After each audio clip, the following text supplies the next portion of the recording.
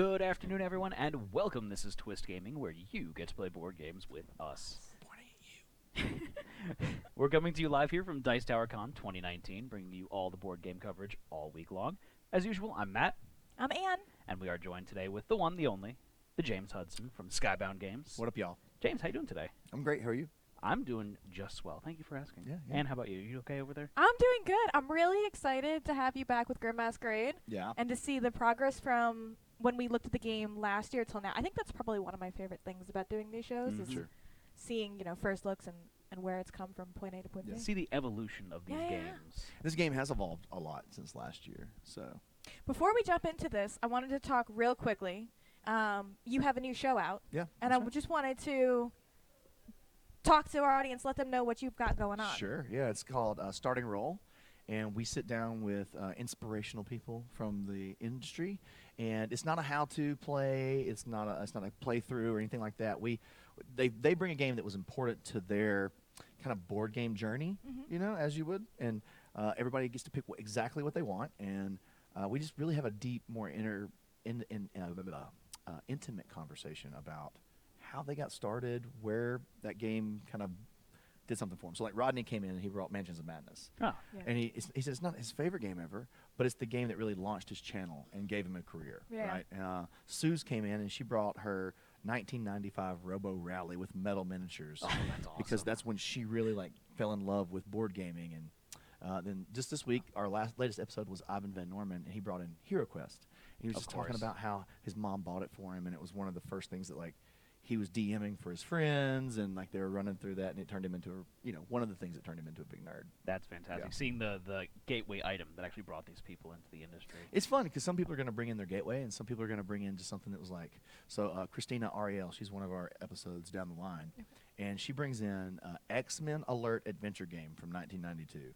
Richard Borg was the designer, right? I'd never heard of this, but I loved X-Men early 90s stuff, Yeah. Oh, yeah. And her memory was her dad was in the military, and he would leave and be gone for a long time. When he'd come home, they'd watch Star Trek and they'd play that board game. And she's like, "That's what really shaped my nerddom." That's so special. I love That's those awesome. stories. I love that stories, and it's the same. It's trying to share the passion that we have for board games Yeah. with everyone else. How can we Yeah. get more people on this board game thing? And I know you're a father, and I have two kids, and I love hearing stories like that about how board games bring families together, how you can share that Yep. with your kids. I think it's fantastic. So I'm really excited to see more and more people have an opportunity to check out your episodes, especially with Sure. a lot of cool people. You've had a lot of really cool guests on. We get 9 episodes to start the first season, and if there's really good response, then I have more board game things pitched out. So I want to do more things. That'll be exciting. I think so. So aside from your TV empire, being a multimedia mogul, you also design games, and we are Uh-huh. here to take a look Mhm. at Grimm Masquerade. Oh, Look at it's that. full with sound effects too. Look at this. Look at this art from the Cunningtons. They are so good. The art is always gorgeous on the games that you bring out to show off to Well- us, and it's just absolutely amazing because it's got such a great table presence that they just pop from across the room. Not to discredit you, James, but I think you really knocked it out of the park with Mr. Cuddington for the art for a lot of your games. They've done phenomenal work. They're insanely talented. Yeah. I don't even think they know how talented they are. It's just gorgeous. Yeah. Yeah. So this is a game about social deduction, but not really. So the idea that we had when we were actually designing the game was, can we do a social deduction game that's new to the space, right? Because the coups, the resistances, all that stuff, Yeah. that's been done, and Right. we wanted to give a new spin. And so this is more strategic deduction, and it has the social aspect is sprinkled in. You can use as much social bluffing and things like that as you want, or you can sit there and be quiet the entire time and still bluff and still have claims without saying a word. And it's been great to watch people play test the game who are like, I typically don't like social deduction games. I don't Yeah. like lying to people. That's uncomfortable for me. They're like, but I love it. It's definitely a polarizing Mhm. category of game. Yep. So that's really cool that you've done this in a way that's more accessible to more players. And there's also one of the other big challenges was I hate in any sort of typical social deduction game there being player elimination. Yeah. And Right. So Right. we don't have player elimination in this game, and it's still meaningful after you're put out. So You're not just sitting around and waiting for your friends to finish. no, actually, I won our last playthrough, and I got unmasked all 3 rounds. And I Oh, still really? won. Yeah, but it took I'm pretty good at the game. I play it a Oh, lot. Yeah. You played it once or twice A before. couple thousand times at this point. So the game's really simple, right? You've got these 8 characters. They've come to the Beast Ball and to the Masquerade, and he likes to play games. So when you walk in, you're magically transformed into somebody else at the ball. Only you know who you truly are. Right. Let me give you the evil queen. Oh, thanks, James. You're the big bad wolf. Oh, that's the matter. And I won't tell you who I am. And so what happens during the game, This you'll is how see. he won. Yeah. I just don't tell everybody the full rules. That way it's easy for me to win. You'll see the character. They have a artifact that they want. If they can get 3 of those, then they'll win the round. But they have an artifact, their Bane artifact. If they get 2 of those things, they're out. Right. And so on your turn, it's very simple. You draw a card, an artifact, and you decide, do I want to keep this and put it in my tableau, or do I want to give it to somebody else? If I give this to somebody else, then the next card I draw, I have to keep. If I would have kept the first card, then I have to give away the second one. That's Okay. the whole situation. I know you really want that, so I'm going to let you have it. Here's what's fun and what happens. Let me get a match. Anytime someone gets 2 of the same thing, Yeah. they have to declare if that Bane matches their character, they've been unmasked. So if you were Rumpelstiltskin right now, you'd be out of the game. But we know you're not. So Right. you would, let's just pretend you were the white player. Yeah.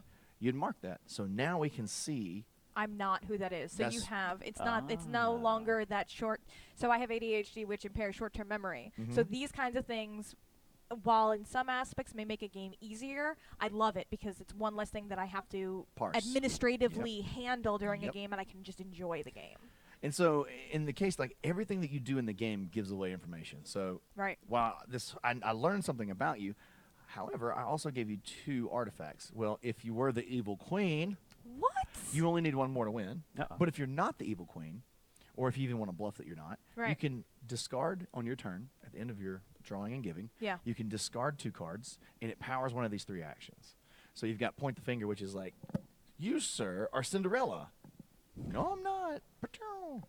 He And just has that a thing one's for shoes. always in the game. And then you have 2 actions that rotate each round, and they have fun other various things that they do. So what are the 2 actions that are out right now?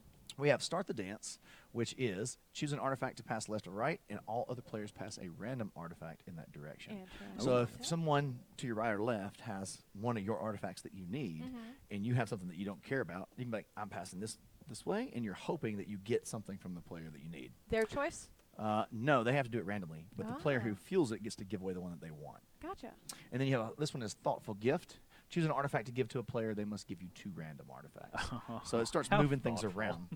Point the finger is the fun part, though, because the way that you score points in the game is these roses. And point the finger, if I am correct when I point the finger and accuse you of being a player, I get 2 roses. And I unmask you for the round. But if I falsely accuse you, Yeah. then you get a rose. Okay. So what people do, what you might do in the game It might is... behoove you to bluff a little bit. then. Here's where your bluffing comes in. So if I'm holding on to 2 spindles and you're like, well, James, it's the end of your turn. Do you want to turn those in to do a power? I'm like, no, I think I'm gonna hold on to those. I think you're And Rumpelstiltskin. you're like, then. are you Rumpelstiltskin? So then you accuse me. And I'm like, no, I'm not. But thanks for the rose. So you don't have to say anything to bluff in this game. Okay. And then you can figure that part out, So right? this is where that comes into your term of strategic deduction, essentially. And the strategic part is like, okay, as you get cards and you're looking at people's tableau and Yeah, you're yeah. remembering what they kept, what they gave away, as much as you can, right? You're like, and then you parsing the information that's out on the board Right. that's already there, you make your deductions from that. Yeah. And then so I know people are getting. I just want to throw the Evil Queen up in the hand cam real quick because I know we've Oh, got yeah, it on the sure thing. board, but just to kind of see where you've got that same information. So the top 3, she's Yeah. going after the 3 crowns in the top left-hand corner, and on the bottom right-hand corner, those are the 2 Banes. Bad, don't want that.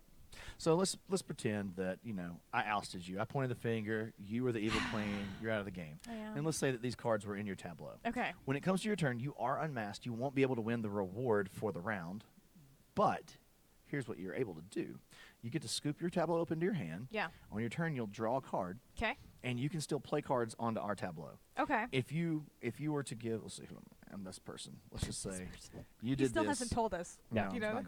not gonna. If you played this card out of your hand onto me, and Yeah. I was Big Bad Wolf, Right. and you remove me from the game, that would score you a rose. So even though you're out, you can still score roses with your victory points. Gotcha. And then the other little piece this is my favorite mechanic of the game, is the wagering system. When you're unmasked, you get to bet because it's a party. Of we're, course. we're having a good time. This isn't like a Uber competition. You're going to bet on the character that you think is going to win. Really? Okay. And if you're right, and that character wins the round, you win the amount of roses that they win for the round with them. So it's like a little bit of a game in a game. It is. That's really cute. And for you now you have a reason why you're trying to play cards on certain people. So if you think he's Big Bad Wolf and you take the Big Bad Wolf wager card, now you either want to give him disguises so that he wins, or you just want to put me out. Yeah. Because you just want him to win. Because when he wins this for the round, you do too. Gotcha. So you're never out of the game, and that position is a lot of fun. Because there's also an action in the game called Secrets, and it's one of the actions that you can take voluntarily by discarding 2 discards, and it lets you take a wager card just for funsies. So you can bet on yourself. So do you have to be unmasked in order to wager? Not if this particular action is out on the board. Gotcha. So that's what eliminates that requirement. And then the game ramps up in value. So the first round's only worth 1, second round's worth 3, and the championship round is worth 5. So if you're way behind and having a hard time staying up on the roses, you can still throw a Hail Mary at the end. I've seen people, the secrets came up in the third round, they bet on themselves, won, and scored 10 roses in one round. And it feels good when you pull that off. It's rare, but it feels good when you do it. That's real smart. It makes for those fun moments in gaming where you're just like, you talk about it the next time you play it, Yeah, right? yeah, And that's what we were really like. This isn't a super heavy competitive game. It's for fun. Right. So, but I say that we were doing a play-to-win tournament each day, and like yesterday's championship table, like they were super serious. They were like staring each other down and poker faced. I was like, it's a $25 game, guys. It's just it'll be okay. It was a super serious. It was more party right like there. we're lighthearted over there. I was like, this is getting a little air of like I just walked into a Magic tournament or something. So. All of the competitive nature. Yep. So this is such a cool game. So $25 game. You guys have it out for purchase now. It will hit retail at the end of the month. Okay. But we just have we do have some copies here at Dice Tower Con 2019 for sale. What about Gen Con? This is going to be there as well? This will be at Gen Con, yes. Fantastic. So if I have audience members who are watching the stream live today, where can they find the Skybound booth? Skybound booth is at 308 here, and I don't remember our booth number for Gen Con, but it's at Gen Con. We'll be on the convention listing. Yeah, you're gonna find it on that. There's so many booth numbers that come into my head during the summer. Like we've got San Diego Comic-Con before Gen Con, so I haven't even really started thinking about Gen Con That's yet. so exciting. It is, isn't it? Sure is. Sure is. We'll be Maybe you guys heard a little something about The Walking Dead this week. No, talk to me. It ended. Did it really? Robert Kirkman sprung on everybody this week that yesterday's last issue was the end of The Walking Dead. Oh, the comic series. The comic. Oh, jeez. Yeah, Robert Kirkman is our owner. One of the partial owners of the company. Skybound is The Walking Dead. We don't license so Derek and Lizzie's game, The Walking Dead: Something to Fear. Yeah. It's our game. So. Right. But yeah. Oh wow. So this is going to be a very interesting San Diego Comic-Con for The Walking Dead.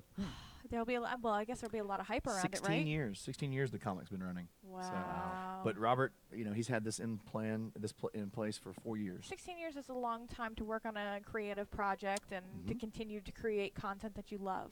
And his thing was, this is where the plot ended for him. Yeah. Right. This is the natural conclusion to this story.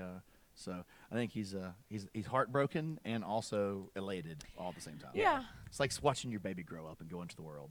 And be successful and watch it go to college and get a great job and and have people really love and appreciate it. So that's going to be it'll be very interesting for San Diego Comic-Con, to see how people react to that. You're also doing something really cool with the Jack Vassell Memorial Foundation. Yeah. Can you talk a little bit about that? Yeah, I put my stupid face on a pin. And so if people come and they take snap a picture of my stupid pin face or anything at the booth and just tag "You're welcome at my table," that's a hashtag we want to start get to trend. Have more inclusive conversations about everyone being welcome to come play board games, and we give all those away. We're donating $500 to the Jack Vassell Memorial Fund. That's really fantastic. Cool. Yeah. That's fantastic. Sure. Anything else you got coming down the pipeline, James? Oh, I need to get your hands in everything. I mean, I'll just sit back and you can just. I would just say look out next week. We have a Kickstarter that we haven't really talked too much about that we're launching next week. Yeah? Yeah. That's exciting. We're partnered with Cyanide and Happiness.